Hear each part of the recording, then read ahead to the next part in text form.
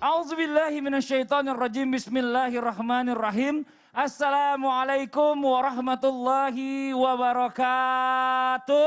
Waalaikumsalam warahmatullahi wabarakatuh. Jamaah, oh jamaah. Alhamdulillah. Alhamdulillahirabbil alamin. Allahumma sholli ala sayidina Muhammad wa ala ali sayidina Muhammad. Jamaah Islam itu indah yang dirahmati Allah, Masya Allah luar biasa ya. Semua orang pada saat ini pasti memiliki harapan yang sama. Yang pastinya pengen sehat ya. Dan juga ingin wabah ini cepat berakhir. Karena memang ya kalau kita bicara masalah tentang wabah ini membuat semua orang ini terkena dampaknya. Macam-macam nih. Antara lain ya ditinggal sama keluarga tercinta, sahabat tercinta, teman-teman tercinta, Masya Allah, orang-orang terdekatnya hilang. Ada bahkan bukan cuma hanya itu, tapi sampai mata pencahariannya juga hilang. Dan masih banyak lagi, nauzubillah, summa nauzubillah ya. Dan mulai hari ini ya, buat semua yang kemarin ini sempat meremehkan, tolong yuk sama-sama kita patuhi protokol kesehatan ya. Karena kalau kita lihat ini sekarang ini wabah COVID-19 ini masih banyak di sekitar kita. Bahkan kalau kita sekarang jalan gitu muter-muter naik motor, banyak banget bendera kuning di sekitar rumah kita ini. Nauzubillah, astagfirullah. Ya Allah ya Rabbi, ya mudah-mudahan kita berdoa bersama juga nanti di akhir acara ya, kita minta sama Allah Subhanahu wa taala untuk segera diakhirkan wabah ini. Mudah-mudahan doa kita diijabah oleh Allah Subhanahu wa taala. Amin amin ya rabbal alamin. Dan hari ini kita akan membahas tentang tema di Islam itu indah. Temanya adalah jangan remehkan wabah. Astagfirullah. Nah nih kita langsung aja kita ngobrol-ngobrol sama guru-guru kita nih, kita coba tanya-tanya nih ya, mungkin kita bisa dapat ilmu banyak dari mereka. Kalau mohon izin sebelumnya nih guru kita Ustadz Taher ya. Kita ngobrol duluan nih pertama nih. Sekarang ini jamaah di rumah juga pengen tahu sebenarnya di dalam Islam ini apa sih sebenarnya pengertian dari wabah. Dan kenapa Rasulullah SAW itu aja melarang kita untuk mendekati wabah. Mohon izin penjelasannya, tafadhol guruku. Izin Bang Fadli, Ustaz Maulana, Ustaz Syam, bismillahirrahmanirrahim. Assalamualaikum warahmatullahi wabarakatuh. Waalaikumsalam warahmatullahi wabarakatuh. Alhamdulillah wassalatu wassalamu ala Rasulillah wa ala alihi wa ashabihi wa mawalah wa ba'du. Tatkala seorang ulama yang bernama Ibnu Hajar Al-Asqalani menyampaikan tentang apa itu wabah dan apa itu ta'un. Begitu juga Al-Fudail ibn Iyad ya. Beliau juga mengatakan apa itu at-ta'un. Maka apakah setiap ta'un itu wabah ataukah setiap wabah itu ta'un? Nah, para pakar dari kalangan ulama ini menyampaikan pastinya merujuk kepada pendapat para ahli dalam ilmu kesehatan. Ada Ibnul Arabi, ya, ada Bakar dan sebagainya. Nah, di sini beliau mengatakan bahwa sesungguhnya Ibnu Hajar lebih khusus dalam kitabnya Badlul Ma'un fi Fadli Ta'un mengatakan bahwa sesungguhnya ta'un itu adalah sesuatu yang menimpa seorang khususnya pada badannya yaitu kulitnya, di mana seseorang itu istilahnya ruam-ruam kemudian akhirnya kalau bahasa kitanya menjadi luka yang penuh dengan basah begitu. Ya bahasa Betawinya borok begitu ya. Nauzubillahi min dzalik. Nah, itu mu'di, itu bisa menular. Dan kalau itu terjadi sampai seseorang meninggal dunia, maka insya Allah syahid. Nah belakangan ada yang mengkategorikan, bahkan ditulis dalam sebuah paper, kalau tidak salah itu untuk sebuah kelulusan, saya baca bagaimana sesungguhnya ta'un ini apakah sama dengan wabah? Jawabannya adalah tidak sama ta'un dengan wabah. Ya, setiap ta'un pasti masuk kategori wabah. Tidak semua wabah itu adalah ta'un. Apa maksudnya? Wabah lebih luas. Wabah lebih luas daripada ta'un. Karena ta'un itu yang disebutkan Rasulullah SAW, barang siapa yang meninggal karenanya maka dia syahid. Ada segitu banyak ciri kesyahidan seseorang tatkala ia meninggal. Dalam Kitabul Janaiz ada 20-an lebih. Nah, maka bagaimana seorang tatkala tahu bahwa sebuah wabah atau sebuah ta'un terjadi dalam sebuah masyarakat, dalam sebuah komunitas, Rasulullah SAW memberikan tips yang begitu hebat sekali. Jika terjadi dan ada orang-orang di dalam, maka jangan keluar. Fima rawahul Bukhari wa Muslim fi sahihihima.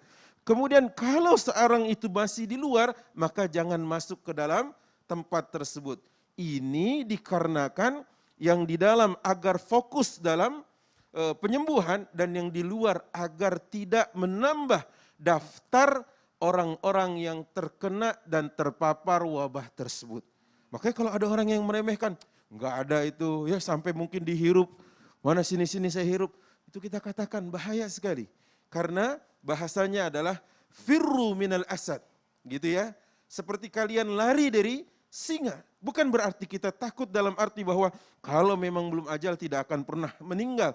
Tapi seorang muslim pasti memaksimalkan ikhtiar. Betul. Ya kalau belum aja tapi berdiri di atas tebing tiba-tiba kepleset kan. Nah itu dia, konyol, itu ya kan? dia bahaya. Ya Allah ya Robbi. Ini buat yang di rumah nih mohon maaf sebelumnya gitu ya kan. Ini penyakit ini tuh nggak enak banget. Ya. Benar, benar. Mungkin yang tadi membicarakan ini lebih pengalamannya lebih banyak kayaknya untuk makanya LC, lebih tahu. LC. LC ya. Lulusan corona. Lulusan corona. Astagfirullahaladzim. Nah ini buat jamaah yang ada di rumah tadi kita menyimak pembicaraan dari guru kita ini tentang banyak orang yang masih meremehkan dengan virus ini. Kita akan melihat sebuah tayangan tentang meremehkan COVID-19 yang berakibat malapetaka bagi dirinya sendiri.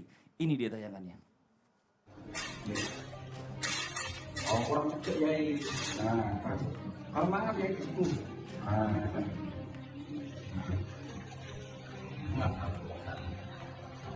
saminan ikut yang keras yang keras.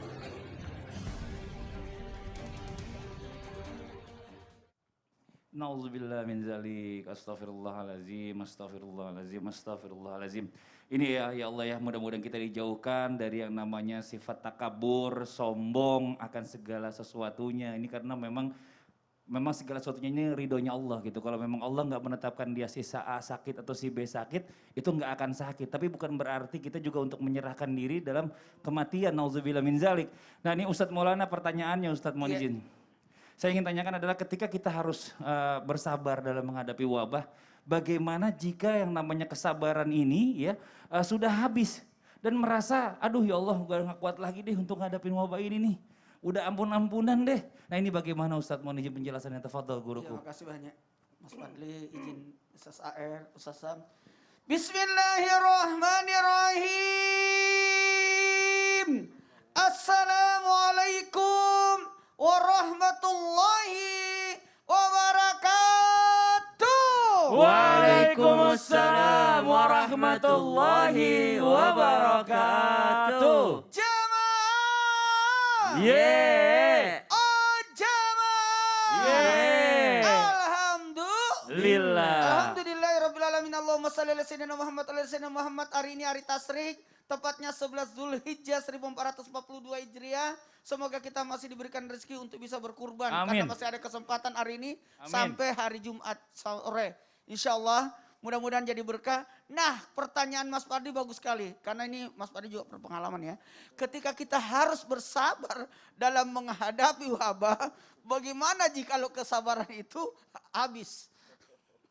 Dan merasa bahwa ini sudah habis kesabaran. Sebenarnya gini. Allah tidak akan mungkin menguji hambanya di atas kemampuannya. La yukallifullahu nafsan illa usaha. Dan kita ini adalah orang-orang pilihan. Hidup di masa pandemik seperti ini berarti Allah tahu kita mampu melewati ini. Kita kuat. Kalaupun kita gugur syahid itu insya Allah mendapatkan kemuliaan. Dan ketahuilah kita tidak boleh meremehkan. Dari Siti Aisyah Ummul Mukminin radhiyallahu anha berkata bahwa aku bertanya kepada Rasulullah perihal tahun ini. Lalu Rasulullah SAW memberitahukan kepada kami tentang tahun. Siapa saja yang dalam hal ini dikehendaki oleh Allah tetapi baginya beriman, maka tidak ada seorang pun yang tertimpa tahun kemudian. Jadi kalaupun ada tahun, kalau memang Allah tidak menghendaki tidak kena dia. Kalau Allah tidak menghendaki tidak kena. Dan kembali lagi, maka tiada pun seorang mohon izin. Kemudian dia menahan diri. Ada orang menahan diri, tidak mau keluar, dia menjaga dirinya. Maka Allah ridha padanya. Sebagaimana tadi disampaikan oleh guru kita Ustaz Air. Jadi memang sebaiknya kita tidak masuk ke wilayah yang ada wabahnya. Dan orang yang ada di dalam tempat itu jangan keluar. Fokus untuk penyembuhan. Sayyidina Umar bin Khattab juga pernah disinggung perihal ini. Ketika Sayyidina Umar akan datang ke satu daerah yang ada wabah. Kata Sayyidina Umar kita balik. Kata sahabat, Memangnya Sayyidina Umar takut? Kata Sayyidina Umar, saya meninggalkan satu takdir menuju takdir yang lain.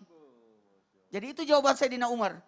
Bukan berarti lari dari takdir, tapi aku menghindari takdir yang satu menuju takdir yang lainnya. Jadi kita tidak boleh meremehkan. Nah, ini pertanyaan yang luar biasa. Kuncinya, apa kuncinya? Bagaimana kita bisa menahan diri di rumah dengan sabar. Sabar, ikuti protokol kesehatan. Ini demi kebaikan kita. PPKM ini demi kebaikan kita. Lalu ketika kita berada di rumah, haraplah ridho Allah. Sekali lagi, haraplah ridho Allah. Kemudian terima ketentuan yang Allah sudah aturkan. Dan kalaupun kita sudah berusaha, udah jaga. Ada teman saya itu, sesair rajin banget. Dari awal Januari sebelum ada pandemik di Indonesia, dia sudah nginget semprot semua. Itu teman saya itu. Masya Allah ya. Luar biasa. Akhirnya kena juga dia. Kena juga, Iya. ya Allah ya Rabbi. Kena juga. Siapa itu? Namanya Mas Fadli. Ya astagfirullahaladzim. Tapi lulus sudah aman. Sabar, Alhamdulillah. Jadi itu, jadi Masya ini Allah. qadarullah. Kita alhamdulillah ala kulli hal itu. Masya Allah, jazakallah khairan kasiran. Makasih banyak Ustadz Maulana atas penjelasannya. Ya, bicara masalah tentang kesabaran ini memang semua orang ini bicara sabar ini ada tempatnya. Ya, bukannya sabar ini ada batasnya, nggak ada batasnya, tapi ada tempatnya. Ini Ya Masya Allah, luar bersabarlah di biasa. rumah. Betul. Ikutilah protokol kesehatan. Betul. Nah, tapi ada yang menarik nih. Banyak orang bicara masalah kesabaran, situ enak ngomong sabar, sabar, sabar. Saya ini udah nggak dapat makan ini, nggak bisa kerja. Segala macam, ada yang dipecat, ada yang ini, ada yang itu, ada yang macam-macam. Nauzubillah, summa nauzubillah. Nah ini bagaimana ini? Nah kita bicara masalah tentang satu kejadian, pasti kita ambil ini ada hikmahnya dari Allah Subhanahu Wa Taala. Nah mungkin kita minta penjelasannya dari guru kita Ustaz Syam, apa sih hikmahnya sebenarnya dari bicara masalah tentang wabah ini bahkan sampai orang kehilangan pekerjaan gitu loh. Mohon izin penjelasannya, tafadhol Ustaz Syam. Tapi guru Ustaz Maulana, Ustaz Ahmad Ridwan, Mas Fadli serta para alim ulama yang dimuliakan Allah Subhanahu wa taala. Bismillahirrahmanirrahim. Alhamdulillahirabbil alamin wassalatu wassalamu ala asyrafil anbiya'i wal mursalin sayyidina Muhammadin wa ala alihi wa sahbihi ajma'in. Asbahna wa asbahal mulku lillahi rabbil alamin. Subhanaka la ilma lana illa ma 'allamtana innaka antal alimul hakim. Amin amin amin ya rabbal alamin. Allahu akbar, Allahu akbar, Allahu akbar walillahil hamd. Semoga seluruh jamaah Islam itu indah diberikan kesehatan dan insya Allah masih berkumpul dengan keluarganya dalam keadaan sehat walafiat. Amin, Di amin. tahun-tahun kemarin kalau khotib atau penceramah bilang marilah kita mensyukuri nikmat sehat, itu biasa aja kita dengarnya. Jadi kalau misalnya ada penceramah, ada yang mengatakan alhamdulillah atas nikmat kesehatan yang diberikan Allah kepada kita. Biasanya kita udah mulai ngantuk tuh. Apa sih nikmat kesehatan mulu, ini aja biasa aja gitu berlalu. Tapi kalau sekarang ada yang mendoakan kita semoga sehat selalu, ya itu berasa sampai ke hati. Itu hikmah yang pertama. Manusia semakin mensyukuri nikmat sehat dari Allah Subhanahu wa taala. Tidak bisa dipungkiri. Tahun lalu mungkin ketika khotib menyampaikan atau 2 tahun yang lalu khutbah Idul Fitri, alhamdulillah kita berkumpul dalam keadaan sehat, seperti berlalu begitu saja kalimat ini. Tapi ketika sudah masuk dalam keadaan wabah atau ada penyakit, lalu khotib mengatakan semoga kita dalam keadaan sehat, orang tua kita sehat, itu berasa sampai ke hati. Kenapa? Karena kita semakin mensyukuri nikmat kesehatan yang hanya Allah yang mampu memberikan kepada kita. Itu yang pertama.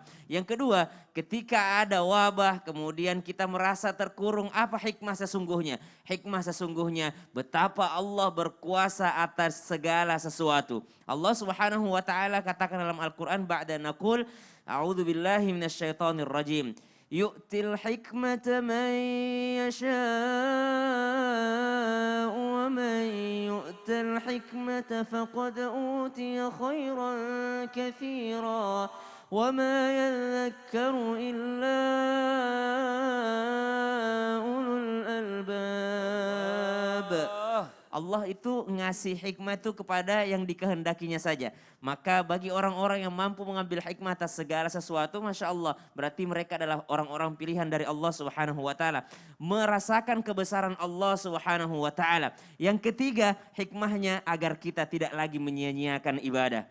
Dahulu waktu masjid masih terbuka lebar untuk kita.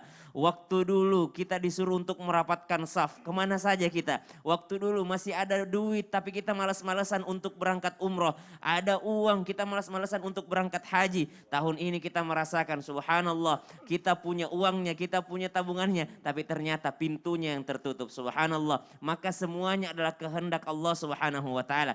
Yang ketiga mungkin kita cari hikmah sehari-harinya apa? Meningkatkan solidaritas sesama manusia. Mungkin dahulu kita nggak peduli dengan tetangga kita nggak tahu nama tetangga kita siapa. Mungkin kita cuma kenal satu rumah di samping, satu rumah ke kanan, ke kiri, ke belakang, dan ke depan. Kita nggak tahu yang ketiga, ke sana, keempat. Tapi sekarang lebih peduli. Kenapa? Setiap hari mendengar inna lillahi wa inna ilaihi rajiun.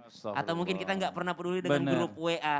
Tiba-tiba ada berita duka lagi di sana, Masya Allah. subhanallah. Tapi Jadi kita juga perlu meningkatkan paham solidaritas. sama-sama ya, bicara masalah tentang derajat dari rezeki yang tertinggi ini adalah kesehatan. Oh Masya Allah. Dan yang paling rendah adalah harta. Nah ini Subhanallah. kadang-kadang orang berpikir harta terus ya gitu ya Ustaz Syam ya. Ternyata yang paling penting ini adalah kesehatan dulu nomor satu. Karena Itulah mahal salah satu juga. hikmahnya, Masya Iya. Allah luar biasa. Nah sekarang ada lagi nih pertanyaan nih buat Ustaz Taher nih guru kita nih. Masya Allah nih. Ini saya sering banget nih, mohon maaf ya sebelumnya ya. Mungkin buat jamaah yang ada di rumah juga sepaham ada sama saya gitu ya. Bahwa ada sebagian teman-teman kita, entah itu saudara, entah itu siapapun ya.